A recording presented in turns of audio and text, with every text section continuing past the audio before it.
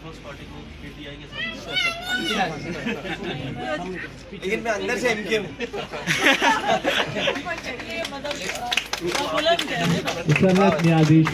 मेरे कायद अल्ताफ हुसैनी है। ग्रेड से इंस्टीट्यूट की जानिब से ये शील्ड पेश की जा रही है डॉक्टर आमिर लियाकत हुसैन को।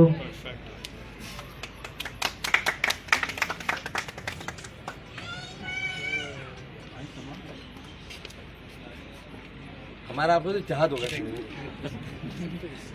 हो जाएगा इंशाल्लाह हो जाएगा। एमके में तो बात कर रहा हूँ। पीटीआई से पीटीआई से थोड़ी कह रहा हूँ, एमके में मतलब पीटीआई से आप ही निकल नहीं, उसमें खत्म हो जाएगी पीटीआई जब ना। मतलब आप खत्म कर कराची में तो फिर एमके में हो गया।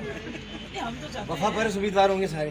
लेकिन आप इसका मतलब एमके होंगे मैं शुरू से एमके में हूँ। तो अब भी छोड़ ये दीजिए तो तबलीगी जमात से है।